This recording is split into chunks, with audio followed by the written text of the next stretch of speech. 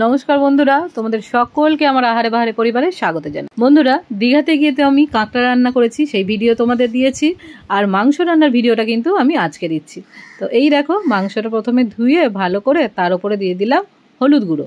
এবার দিয়ে দিচ্ছি আদা আর রসুনের পেস্ট।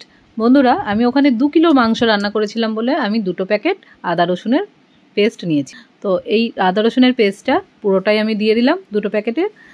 এই যে এবার দিয়ে দিচ্ছি আমি জিরে গুঁড়ো আর দিয়ে দিলাম ধনে গুঁড়ো। সব কিছুই কিন্তু বন্ধুরা আমি গুঁড়ো ছোট ছোট প্যাকেট দেখেই কিনে নিয়েছি। আর দিয়ে দিচ্ছি লঙ্কা গুঁড়ো, কারণ ওখানে বেশি বড় কিছু নিয়ে গেলে কিন্তু সেগুলো আবার ফেরত আনা বা ফেলে দেওয়া মুশকিল, ওই জন্য আমি ছোট ছোটই কিনে নিয়েছি।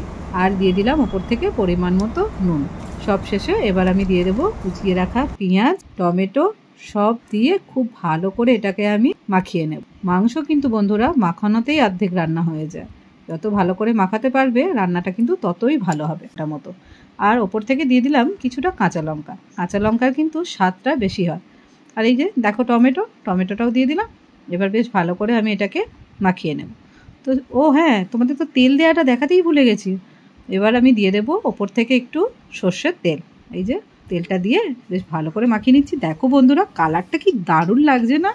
সত্যি কেন জানি না, বাড়ির থেকে কিন্তু ওখানকার রান্নার কালারগুলো কিন্তু খুব সুন্দর এসেছিলো। তোমরা এটা জানিও তো, এটা কি জলের জন্য হয়েছিল না সব কিছু গুঁড়ো মশলা দিয়েছি বলে এরকম হয়েছে? তো চলো এবার মাংসটা বসিয়ে দিই। গ্যাসটা জ্বেলে দিয়েছি, এবার দিয়ে দিচ্ছি তেল। প্রথমে আমি আলুগুলোকে ভেজে নিই।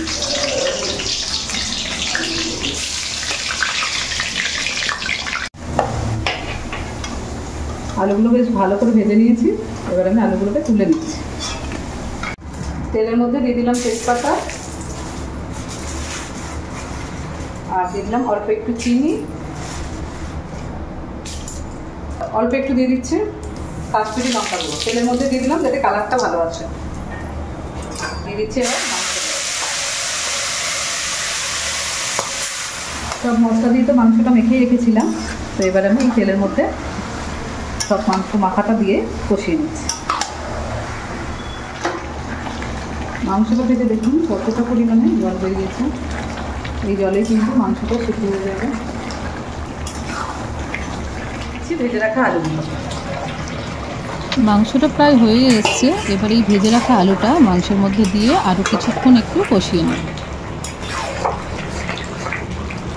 মাংসটা দেখুন কষানো হয়ে গেছে। এবার আমি এর মধ্যে দিয়ে দেবো জল।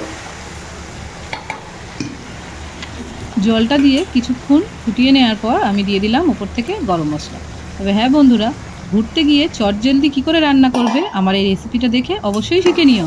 আর রান্নাটা যদি তোমাদের ভালো লেগে থাকে অবশ্যই লাইক কমেন্ট শেয়ার করে দিও।